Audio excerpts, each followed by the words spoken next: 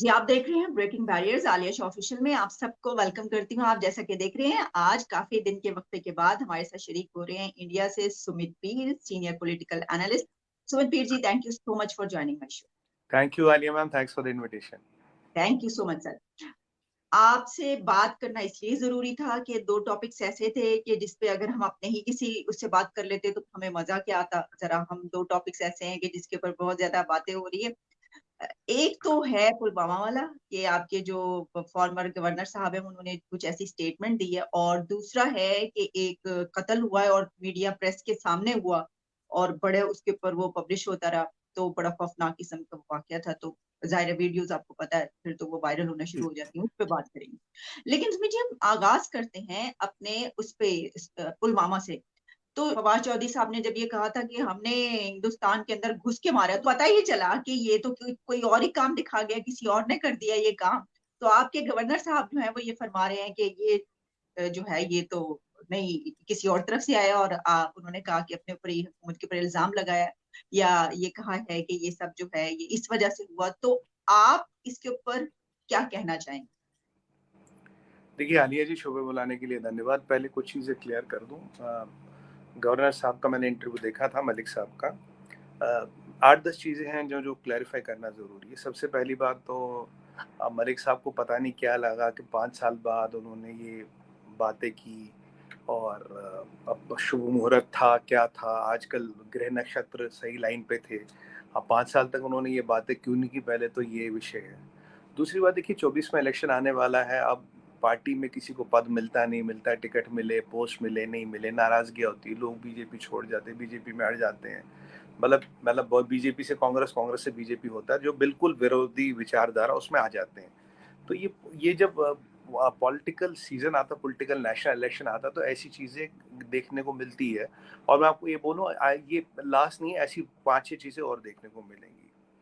अब point number 3 है, जो मैंने गवर्नर साहब का मिलेंगी? इंटरव्यू देखा तो उसमें, हाँ यानी हाँ फ्यूचर में मिलेंगी? हाँ, ये ऐसी चीजें आती है क्योंकि ये सनसनीखेज चीजें होती हैं, इससे टीआरपी मिलता है, इससे चीजें आगे बढ़ती है। अब उसमें अगर मैं उनके बयान को देखूं तो कुछ चीजें बड़ी मेरे को भी हैरान करती, मैं भी कुछ समझ नहीं पाया, बहुत दिमाग लगाया मैंने। पहली बात उन्होंने कहा जी कि वो जहाज मांगा था तो जहाज मिला नहीं। हमारे यहाँ दुनिया में सबसे, अमेरिका के बाद सबसे ज्यादा ट्रांसपोर्टर हमारे यहाँ है। सबसे ज्यादा जहाज दुनिया में तीसरे नंबर पे हमारे यहाँ है। हमारे मिलिट्री के जहाज दिन में कहीं 100 या कहीं एक आध हजार सॉटियां करते हैं दिन में। तो मतलब मिलिट्री का जहाज मिलिट्री के कंट्रोल में, जहां उन्हें आना है जाना है, किसी मंत्री से, किसी होम मिनिस्टर से, किसी मिनिस्ट्री ऑफ डिफेंस से पूछने की कोई जरूरत नहीं, उनके कमांडर्स कैन डिसाइड। ज्यादा से ज्यादा एयर चीफ मार्शल, ये लोग डिसाइड करते हैं, एयर मार्शल लेवल के लोग डिसाइड करते हैं। क्योंकि देखिए, सी हरक्यूलिस की बात करें, एन एन सीरीज के जहाज़ों की बात करें, ग्लोबमास्टर की बात करें, वो बने ही फौज लिए। हमारे पास कमर्शियल जहाज इतने हैं, अगर हम दिल्ली से बॉम्बे का आप रूट देखें, दिन में 300 जहाज चलते हैं हमारे एक रूट पे। तो जहाज़ों की यहाँ कोई कमी नहीं है। तो अगर हर जहाज का approval MOD, ministry of defence, Rajnath Singh ji और अमित शाह जी के पास जाएगा, फिर तो वो दिन भर अप्रूवल ही देते रहेंगे। तो ये अप्रूवल की कोई बात नहीं है। तीसरा पॉइंट, अब देखिए, पिछले 32 साल से उसी रूट से कॉन्वॉय आती जाती है, पहली बार उस रूट से कोई कॉन्वॉय नहीं गई। ये 32 साल से सेम रूट है। चौथा पॉइंट, अब जो आपने जहाज उड़ाया, अब एयरपोर्ट कहाँ पे है? श्रीनगर में। ठीक है, श्रीनगर आप उतरे, वहां से आपको पुलवामा जाना, बारामुल्ला जाना, बड़गाम जाना, काजीगुट जाना, कुपवारा जाना, लोलाब जाना है, अनंतनाग जाना है, मारटंड जाना है। इन सब जगहों पे तो एयरपोर्ट है नहीं, यहाँ तो बाय रोड ही जाओगे ना आप। इवन पुलवामा भी वहां से बाय रोड ही जाओगे ना, पुलवामा में तो कोई एयरपोर्ट नहीं है। तो अगर आप श्रीनगर एयरपोर्ट पे भी उतरते तो आगे तो बाय रोड ही जा रही है। पिछले 32 साल से आर्मी, जेएंडके पुलिस और पैरामिलिट्री फोर्सेस बाय रोड ही जा रही है, उन्हीं जगहों पे वो डिप्लॉयड भी है। ऐसा तो है नहीं कोई एयरपोर्ट पे डिप्लॉयड है, उन्हीं जगहों पे डिप्लॉयड है। तो पहले ये तर्क थोड़ा अजीब सा लगा मुझे। उसके बाद उन्होंने कहा जी कि मुझे मोदी जी ने, जिम कॉर्बेट में थे तो मुझे ढाबे से फोन किया। अब एक बात बताएं, जब मोदी जी जाते तो कुछ हजार लोग प्रोटेक्ट करते उन्हें एसपीजी में, मतलब एसपीजी सिर्फ प्राइम मिनिस्टर को प्रोटेक्ट करती है। उनके पास रिटर्डेंट 4-5 सैटेलाइटों से कनेक्टेड कम्युनिकेशन सिस्टम है। which includes satellite phones, which includes man-packed terminals, which includes quick deployable terminals, C-band, extended C, KU, और मिलिट्री सैटेलाइट्स का भी एक्सेस है उन्हें। तो आप सोचिए भारत के प्रधानमंत्री, who is one of the most protected person in the world, वो जाके रुकते हैं और एक ढाबे से फोन करते हैं नेशनल सिक्योरिटी की बात, और यहाँ जो प्रधानमंत्री की लाइन होती है एनक्रिप्टेड होती है, 100% एनक्रिप्टेड होती है, and possibly military satellites are used for that. तो ये ढाबे से रुक के कहते हैं, ढाबे वाला कहता है हाँ भाई साहब क्या काम है, कहता है ये लो 2 रुपए, मुझे एक लोकल कॉल करनी है। और जहाँ जिम कॉर्बेट की बात करते हैं वहाँ अंडर टेलीफोन भी चलता है, सैटेलाइट फोन भी चलता है, इंटरनेट भी चलता है, माइक्रोवेव भी चलता है, ऑप्टिकल फाइबर भी अंदर। वहाँ मैं खुद कई बार गया, मैंने वहाँ से कई बार शो भी किया है। तो जिम कॉर्बेट कोई हिमालय का माउंट एवरेस्ट नहीं जहाँ कुछ नहीं चलता, वहाँ सब चलता है। प्रधानमंत्री जी के साथ multiple level of communication रिटेंडेंट system रहता है। और can you imagine the prime minister of India doesn't have a satellite phone? खुद सोचिएगा, मतलब सैटेलाइट फोन नहीं, उनके वो ढाबे पे रुक के फोन करते हैं। तीसरी बात उन्होंने कहा जी कि उन्हें करप्शन से कुछ खास नफरत नहीं। अच्छा, before I go to corruption, अब ये जो लड़का था आदिल जिसने ये डेटोनेट किया, 300 किलो आरडीएक्स इंडिया में से तो आया नहीं, ये तो पाकिस्तान से आया था। अब 300 किलो का मूविंग बॉम्ब बनाना, इसके लिए मिलिट्री ग्रेड के एक्सपर्ट चाहिए, मिलिट्री एक्सपर्ट चाहिए, नॉर्मल आईडी वाला भी नहीं कर सकता, वो छोटी आईडी बना सकता है। और वो देखिए रेत के बोरे तो है नहीं कि उसने लाद दिए स्कॉर्पियो में, स्कॉर्पियो जाके ठोक दी, उसमें बलाना, डेटोनेटर करना, उसने खुद तो उसका आया था जी मैं कुछ बदला बदला लेना चाहता था, मैं तो मौका ढूंढ रहा था, मैंने गाड़ी ठोक दी, ठीक है। और गवर्नर साहब मलिक साहब ने भी कहा कि आरडीएक्स पाकिस्तान से आया था, बनाने वाला पाकिस्तान से आया था, मिलिट्री ग्रेड एक्सप्लोसिव था, उसके डेटोनेटर 300 किलो आरडीएक्स का मूविंग बनाना, जो क्रैश पे फटे वैसे ना फटे, ये सिर्फ मिलिट्री ग्रेड के लोग कर सकते हैं, मिलिट्री एक्सपर्ट्स कर सकते हैं, नॉर्मल एक्सपर्ट्स नहीं कर सकते, ठीक है जी, ये भी बात हो गई। और जब कॉन्वॉय चल रही है, चाहे वो श्रीनगर एयरपोर्ट से चले या जम्मू से चले, एक्सपोज वो कभी भी हो सकती है, हादसा कभी भी हो सकता है। अब आप बात करेंगे इंटेलिजेंस फेलियर की, अभी आपके तहरीके तालिबान आपके लोग को मार रहा है, वो इंटेलिजेंस फेलियर है या वॉर है? रशिया यूक्रेनी में यूक्रेनी रशिया को मारे या रशियन यूक्रेनी को मारे, इंटेलिजेंस फेलियर है या वॉर है? नॉर्थ कोरिया साउथ कोरिया की वर्ल्ड वॉर की बात करें, because when you are in a war unfortunately there will be, मतलब you can not say intelligence failure. Pakistan से आईडीएक्स आया, पाकिस्तान से डेटोनेटर आया, पाकिस्तान से एक्सपोर्ट आया, पाकिस्तान से बनाया, आपके एक दो आईडी वालों को मार भी गिराया था इंडियन आर्मी ने। तो ये चीज हुई। फिर वो बात करते कि जी करप्शन से उन्हें कुछ खास नफरत नहीं है या परहेज नहीं है।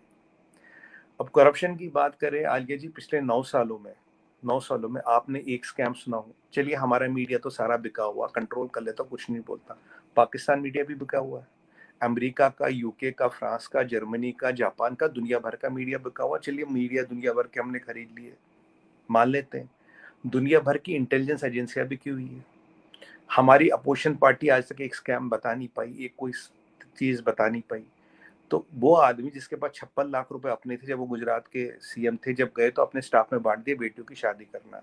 अब प्रधानमंत्री आवास में गए, 19 ट्रकों से सामान तो पहले बाहर निकलवाया, एक कमरे में रहते, एक नौकर उनका, अपने एलपीजी, चाय, दूध, पानी, पत्ती, कुर्ते, जूता और मोजा भी अपने पैसों से खरीदते हैं। अपनी जो खिचड़ी खाते हो उसका भी पैसा देते। सरकार का केवल एक कमरे का मकान यूटिलाइज कर रखा और बिजली का बिल सरकार देती, बाकी सारा अपना पैसा देता। जो नौकर है उसकी तनख्वाह भी खुद देते हैं। अब उनकी माता जी कहाँ रहती है ये सबको पता, उनके भाई किस हालत में रहते हैं ये सबको पता है। उस दिन माता जी का देहांत हो गया तो 11 बजे रेल इनॉग्रेट करने गए। ये करप्ट, इनकी रिपोर्ट है सीआईए की, मोदी इज नॉट करप्टेबल, ये ऑफिशियल डोमेन में रिपोर्ट है। अमेरिका की मिनिस्टर ऑफ कॉमर्स परसों आई थी, उन्होंने कहा Modi is the world's most popular visionary leader. America में रेटिंग होती है, मोदी जी की रेटिंग जो बाइडेन से ज्यादा है, मोदी जी की रेटिंग नंबर 1 है, जो बाइडेन की नंबर 10 है। तो आज तक कोई स्कैम नहीं आ पाया। एक और बात मैं आपको बताऊं, हमारे पीछे अपोजिशन पार्टियां 14 पार्टियां मिलकर सुप्रीम कोर्ट गई, बोली जी जो गवर्नमेंट है ईडी सीबीआई वगैरह हमारे पीछे लगा देता है, हमें तंग करता है। सुप्रीम कोर्ट ने बोला यार अगर तुम्हारे पास कोई पर्टिकुलर केस हो तो मैं उस पर आपकी हेल्प कर सकूं। अगर आप ये ब्लैंकेट बयान आ रहे, वो कह रहे कि एमएलए एमपी को मत पकड़ो जब तक वो केस ना करे। कह रहा अरे तुम लोग अलग थोड़ी ना हो, तुम लोग अलग थोड़ी ना, तुमसे कि तुम you are same, you are under the same IPC, same constitution, how you will be treated different. इन्हीं मोदी जी पे 22 साल high court, supreme court, SIT, session court में केस चला, इन्वेस्टिगेशन चलाई 22 साल। गुजरात राइट्स में फिर ने क्लीन चिट मिला, उन्होंने कभी कंप्लेंट नहीं की, वहां कुछ नहीं मिला। और मोर इंपॉर्टेंट चीज, चलिए हमने दुनिया भर की इंटेलिजेंस एजेंसियों को भी खरीदा, मीडिया को भी खरीदा, सबको खरीद लिया जी, सारा हमारे कंट्रोल में। दुनिया के शहनशाह बादशाह जिले सुबानी हम हो गए। कोई बात नहीं। अब मुझे बताइए, जो फवाद चौधरी पाकिस्तान के पार्लियामेंट में कह रहे थे कि भाई हमने किया, और इमरान खान तालियां बजा रहे थे, जो आपके पार्लियामेंटेरियन तालियां बजा, उनको भी हमने खरीदा क्या? फवाद चौधरी राव के पेरोल पे, इमरान खान राव के पेरोल में, और आपके सारे पार्लियामेंटेरियन भी हमारे पेरोल पे है क्या? तो अगर ये आप ये मानते हो तो फिर अलग बात है, यही बात नहीं ठीक है, रुकती। सुमित नहीं, जी हम यही बात नहीं रुकती।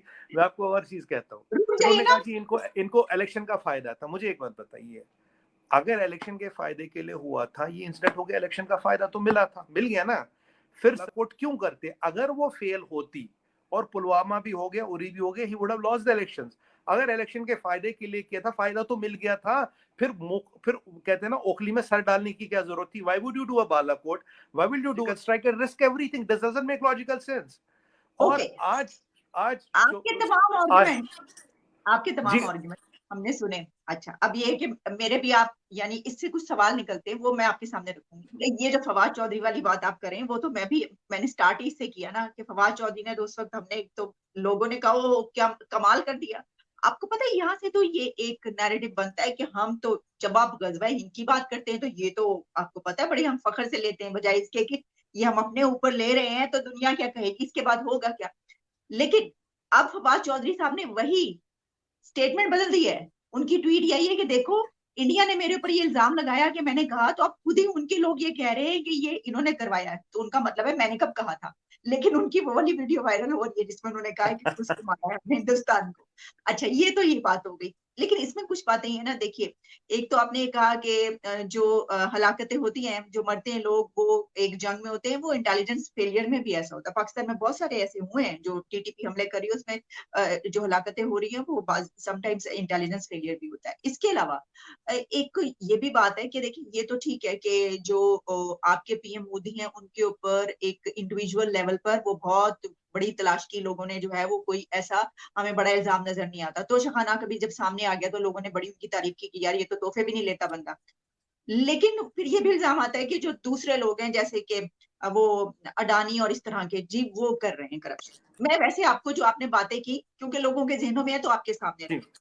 जी अच्छा, अगर अब आप ये बात कर रहे हैं तो फिर जिस तरह आपने कहा कि वहां पर जो हुआ है, तो जो मवाद बनाया गया, जो बारूद बनाया गया, प्रॉब्लम ये है कि वो सिर्फ यहाँ का कोई जरूरी नहीं है कि ऐसा बंदा जिसको नो हाउ वो बना सके वहां का भी बना सकता है।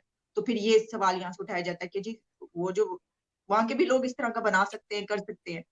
और एक आखिरी इसमें आर्गुमेंट ये कि यानी आप इसके जाहिर है जो भी क्लियर करना चाहें इसके बाद कि ये जो हैं साहब जिन्होंने ये कहा है गवर्नर साहब, तो अगर आप समझते हैं कि कोई इससे फायदा नहीं है, वो तो उस वक्त इलेक्शन में भी कोई मसला नहीं, कोई ऐसी बात नहीं, और अभी भी इतने साल के बाद ये कह रहे हैं, तो फिर आपके ख्याल में इन्होंने क्यों ये बात अब इस वक्त एक इंटरव्यू में कही और जी वाकई पहले क्यों नहीं कही? जी, मैं आपको बताता हूँ। देखिए, फवाद चौधरी साहब का वीडियो सबने देखा, आपके पार्लियामेंटेरियन ताली बजा रहे थे, सबने देखा, इमरान खान उन्हें मुबारक देख रहे थे, सबने देखा। देखिए, आप कहते हैं ना, आप बीते हुए समय को वापस नहीं ला सकते, that is gone, that is admitted. दूसरी बात मैं आपको बताऊं, आप गवर्नर साहब ने खुद बोला, मलिक साहब खुद बोले कि एक बार अमित शाह जी पे उन्होंने कुछ स्टेटमेंट बोला, उसी इंटरव्यू में वो पलट गए, कह रहे नहीं नहीं मैंने ये नहीं बोला था। अमित शाह जी पे उन्होंने कुछ स्टेटमेंट बोला कि मोदी जी को लेकर उन्होंने कुछ टिप्पणी की थी, अब कह रहे नहीं नहीं नहीं उन्होंने नहीं की थी, जबकि वो वीडियो भी अवेलेबल है जिन्होंने मोदी जी पे टिप्पणी की थी। गवर्नर साहब को J&K से हटा के गोवा भेजा, फिर मिजोरम भेजा, अब उनके पास कोई पोस्ट नहीं है। हो सकता नाराजगी हो, पार्टी से कुछ उपेक्षाएं है, अपेक्षा भाई हमें ये बनाए वो बनाए, नहीं बनाया पार्टी ने। देखिए, पार्टी नए नए लोगों को मौका देती है, छोड़ देती है। कि मोदी जी का मानना है कि हर बार 25 से 30% नए लोग आने चाहिए, उनका रूल है। आप देखिए, कभी भी 25 से कोई भी कैबिनेट एक्सपेंशन हो, कुछ हो, 25 से 30% हमेशा नए लोग होंगे।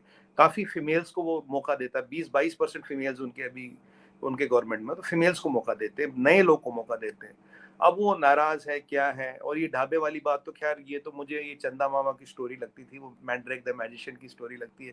रुके मोदी ढाबे वाले को, मैंने कहा ये ढाबा बता दीजिए गवर्नर साहब कहाँ है। वो ढाबा कल न्यूज में आ जाता, वो फोन तो हम म्यूजियम में लगा देते कि हमारे प्रधानमंत्री ऐसे 2 रुपए देके, मतलब एसपीजी वालों कह रहा भाई तेरे पास 2 रुपए खुले हैं, कह रहा हाँ दो, इनके जरा एक फोन कर लूँ मैं। मतलब I don't know how to put it.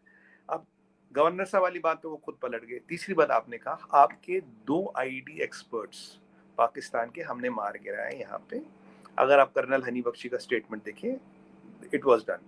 और आपको तीसरी बात बताऊं कि ये जो आईडी है, 300 किलो का मूविंग कमांडर बॉम्ब बनाना, ये मिलिट्री लेवल का एक्सपर्ट चाहिए। प्रेशर कुकर में, टिफिन बॉक्स में एक आईडी तो बना सकता है।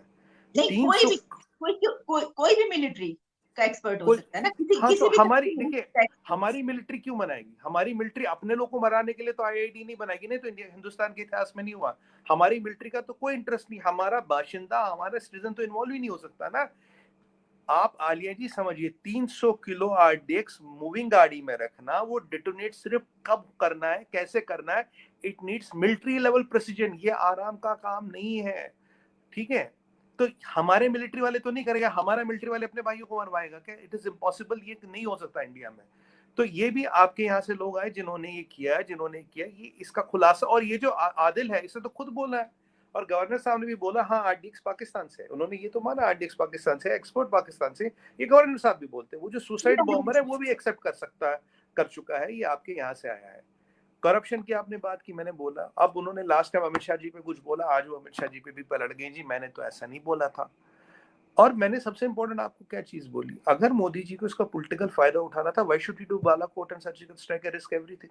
अगर वो फेल हो जाती तो सरकार जाती 100%। तो पॉलिटिकल जो फायदे होते हैं, अगर आप लॉजिकली इन सब चीजों को जोड़े, it does not make sense. अब गवर्नर साहब की, अब आप, हाँ आपने इंपॉर्टेंट क्वेश्चन पूछा, इनको क्यों दिया? अब वायर का आप इतिहास देखिए, wire is a left leaning publication, wire is a left leaning publication. कभी आपको टाइम मिले तो वायर की फंडिंग भी स्टडी करिएगा, कहाँ से आती है, वहां भी काफी सारे जवाब आपको मिलेंगे। क्या ये वाली जो बात है ना, क्योंकि पता क्या, ये वाला जो नैरेटिव है ना, यहाँ पे भी बहुत चलता है फंडिंग का, और जी बिके हुए नहीं हैं नहीं, ये फरीद मैं है। देखिए, हाँ, देखिए, ये नहीं, गलत है। नहीं नहीं, मैं क्योंकि देखिए, इसलिए सिर्फ ये बात नहीं है पाकिस्तान या इंडिया की, या कोई भी ये वाली बात करेगा ना, तो मैं इसको वो स्नब करूंगी, क्योंकि जब तक प्रूफ ना हो, जब तक सबूत ना हो, गलत बात है किसी पर भी इल्जाम लगाना, क्योंकि मुझे सच नहीं, पता भी मैं जो आपको आप बात बताता हूँ कर आलिया रहे हैं, जी, मुझे उस आलिया मीडिया जी का मैं बताता हूँ। और वो मुझे इतना अंदाजा नहीं है, तो इसलिए चलिए आगे बढ़ते हैं, दूसरा अब मैं टॉपिक ले एक लेते एक चीज, बस एक चीज बताऊँ आपको, मैंने देखिए, मैंने दो चीजें बताई। Wire is a left leaning publication, ये सबको पता है, ये मैं आपको कोई अलग बात नहीं बता रहा, it's not something I am telling you by confidential बात है। हैं। लेकिन फंडिंग, लेफ्टिस्ट होना कोई गुनाह थोड़ी है, कोई वो गुना थोड़ी नहीं है। है, बहुत सारे नहीं होते नहीं, हैं, गुना कुछ गुना नहीं है, राइट, गुना नहीं है, कुछ देखिए, राइट गुना विंग के होते हैं, कुछ लेफ्ट विंग के होते हैं, कुछ सेंटर में होते हैं, ये तो चलता है। नहीं, मैं गुना नहीं कह रहा हूँ, मैं कह रहा हूँ ना, आपने आपने पूछा वायर को ही क्यों दिया, मैं आप उसका जवाब दे रहा हूँ, नहीं नहीं, स्पेसिफिकली वायर आंसर को दैट। नहीं कहा, मैंने वायर को नहीं आपने कहा कहा, ना, मैंने इन्हीं को पूछा। क्यों, नहीं इन्हीं को आप क्यों समझे इंटरव्यू दिया? नहीं, नहीं नहीं नहीं, आप समझे नहीं, वो मैंने ये नहीं पूछा था, मैंने ये पूछा था कि उन्होंने फिर जब उनको पता है इस तरह, तो फिर उन्होंने इस टाइमिंग में ये वाली बात क्यों की, ये मेरा मतलब था कहने हाँ देखिए, अब मैं जवाब देता हूँ। देखिए, लेफ्ट विंग फंडिंग आप देखिएगा, चेक करिएगा, आपको वेबसाइट से समझ आ जाएगा, मैं कुछ नहीं कह रहा। तीसरी बात, का। तीसरी बात, तीसरी बात, अभी देखिए इलेक्शन का सीजन शुरू हो रहा है। देखिए, पहले बीबीसी की डॉक्यूमेंट्री आई, फिर हिडनबर्ग आया, अब ये इंटरव्यू आया, आज पंजाब में एक छोटी मोटी कंट्रोवर्सी, बीच में अमृतपाल आया था, अब पंजाब में आज एक कंट्रोवर्सी हुई, मैं उस पर डिबेट में था, अभी मैं आपको पता लेगा।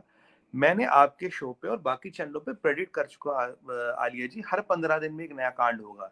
जब तक इलेक्शन की स्वेरिंग इन नहीं होगी, हर 15 दिन में एक नया कांड, नया ड्रामा होगा, और हम इसके लिए तैयार हैं। मैंने इसलिए शुरू में आपको कहा था ये लास्ट नहीं है, it's one of the first, और इससे आएगा, और आप और हम और बात करेंगे।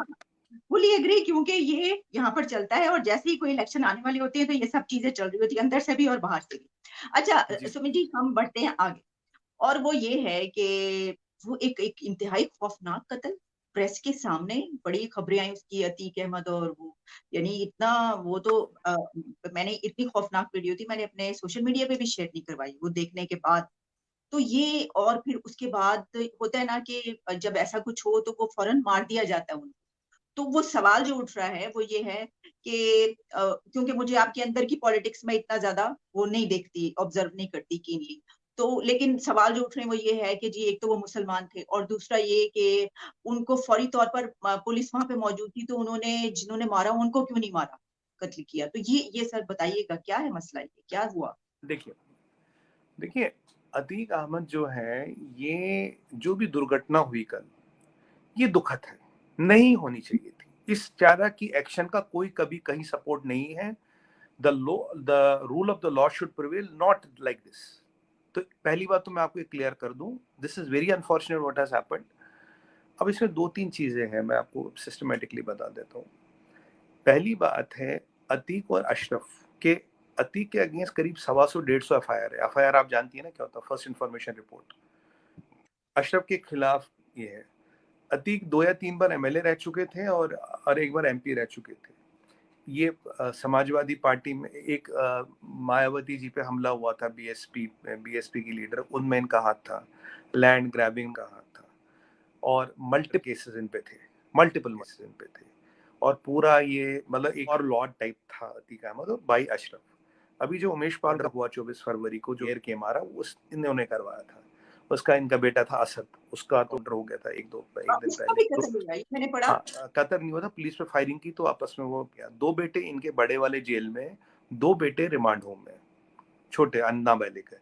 इनकी वाइफ भी को अक्यूज है, वो भी फरार है बाय द वे, शाइस्ता। अब इतने साल का इनका इतिहास है। अतीक अहमद 2004 में खुद बोल चुका था, या तो मेरे को कोई राइवल नहीं मारेगी, मेरा एंटर को, ये अतीक का खुद का स्टेटमेंट था। अब इनकी रंजिशें हैं, इनकी राइवल गैंगों से रंजिशें, इनकी हर जगह दिक्कतें हैं अतीक और अशरफ की।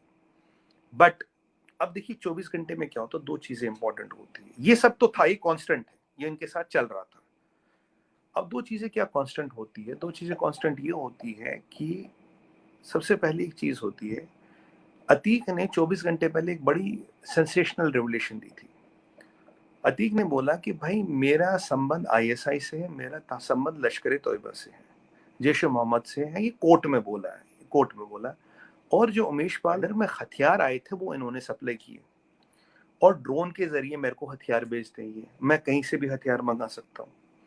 और फिर अतीक ने भी बोला आप चाहो तो मैं आपकी हेल्प कर सकता हूँ, जो राजस्थान में हथियार आते, कौन आता, कहाँ से आते हैं, मैं आपको वहां उनको पकड़वाने में उनकी हेल्प कर। ये कोर्ट में है, ये कोई मीडिया की स्पेकुलेशन नहीं, कोर्ट में बयान दिया है।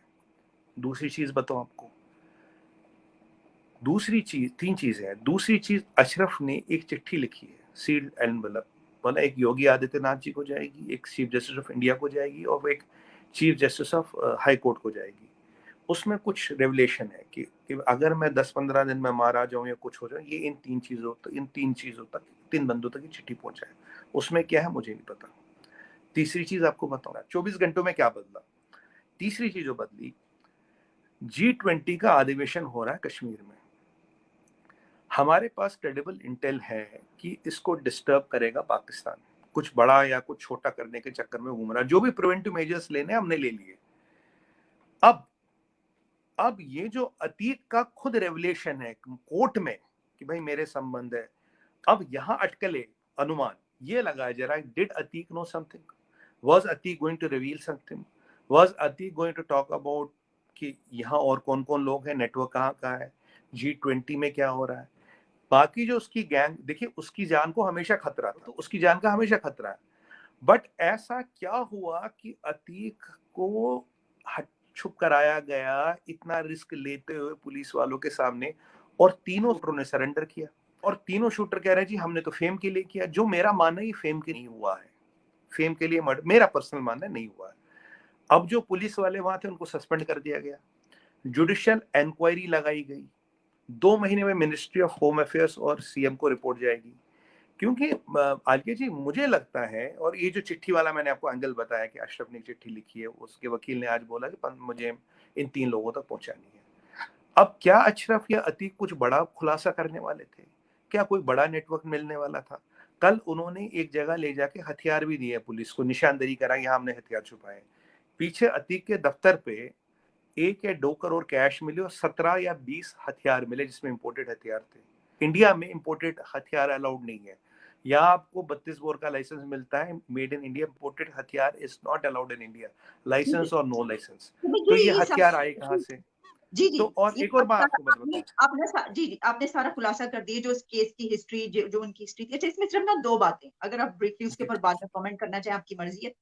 यानी इसमें 2 बातें ये है कि एक तो ये जो सवाल जिस तरह मैंने उठा कि फर्ज करें अगर ये सारे उसके पास उसके ऊपर केसेस थे भी, तो यहाँ पर भी अगर ऐसा कुछ होता है और ऐसा कोई कत्ल होता है, तो हम कहते हैं कि बेशक जो भी था, वो जितना मर्जी गुनहगार बड़ा था और कातिल था, जो भी था, लेकिन उसको अपने हाथ में जो है लेना, वो तो नहीं हो सकता ना, आप कैसे मार सकते हैं। फिर आपने जब ये बात की कि ये जो जिन पुलिस अफसरों ने मारा है, तो आपने बीच में ये कहा कि ये जो आपकी बात से ऐसा लगा कि ताने बाने जो है वो यहाँ पर, यानी आपने कहा ये आई और ये सारी, तो इसका मतलब है कि जिस तरीके से यहाँ पर एक चीज चलती है कि यहाँ पर राह जो है वो सड़कों पर खुली घूम रही होती है और अपनी मर्जी के कत्ल कर रही होती है सब कुछ, तो उसी तरीके से वहां पर भी आईएसआई खुली घूम रही है उसके लोग, और वो जो चाह रहे हैं वहां पर कर रहे हैं। तो ये क्या हम दोनों कंट्रीज के बीच ये होता रहता है, एक दूसरे के उसमें जा जाके सब हो रहा है। देखिए मैं आपको बताता हूँ, जहां तक असद की बात है, असद ने पुलिस पार्टी पर फायरिंग की। यूपी में एक होता है एसटीएफ, स्पेशल टास्क फोर्स, उन्होंने रिटेलिएट किया, असद मारा गया, वो क्लियर केस, उसमें कोई कंट्रोवर्सी कहीं नहीं थी। अब ये केस में जो अतीक वाला केस है, इसमें राइवल के इन्वॉल्व है, ये भी हो सकता है। इसमें पर्सनल रंजिश थी, किसी का भाई मारा, भतीजा मारा, उसने बदला लिया, वो हो सकता है।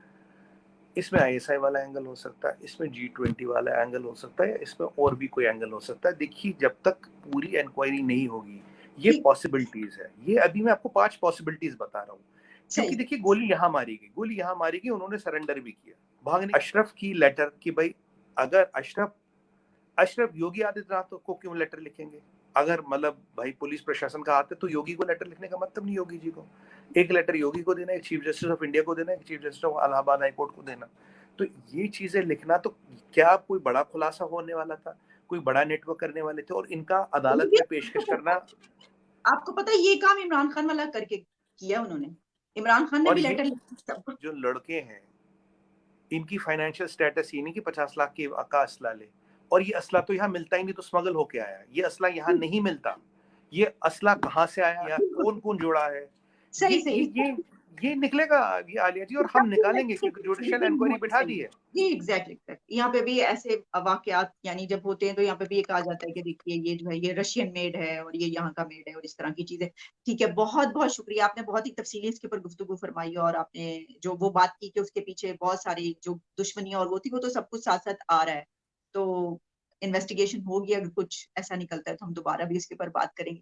Sumit ji, thank you so much for your precious time. आपको हम जब भी बुलाते हैं किसी भी मुद्दे पर बात करने के लिए, बड़े तफसीली आप खुले दिल के साथ गुफ्तगू फरमाते हैं। Thanks a lot. Thank you ma'am. बस सिर्फ एक चीज बोलूंगा जाते जाते, मैंने अपना एनालिसिस किया। देखिए अतीक का थ्रेट परसेप्शन बहुत ज्यादा था, उसके दुश्मन बहुत ज्यादा थे। अतीक खुद मानता था कि मेरे साथ हो सकता है, बट 24 से 48 घंटे में ऐसा क्या हुआ जब ये घटना घटती है? दो ही चीजें होती है, एक ये हथियार कहाँ से है, लश्कर तोयबा आईएसआई वाला लिंक निकलता है, और उसके 24 घंटे में घटना होती है। बाकी चीजें कांस्टेंट है। These are the only 2 variables. I rest my case. बिल्कुल सुमित जी, जैसा मैंने आपको पहले कहा कि ऐसे बहुत सारे वाकयात ऐसे हुए हैं कि यहाँ पर भी किसी ना किसी का लिंक निकलता है और कहते हैं ये तो इसकी साजिश है। आपको पता ही है वो किसकी साजिश होती है, लेकिन आप जो कह रहे हैं तो I respect your point of view, और वो सारा आपने बयान किया। थैंक यू सो मच, बहुत बहुत शुक्रिया कि आप मेरे प्रोग्राम थैंक यू।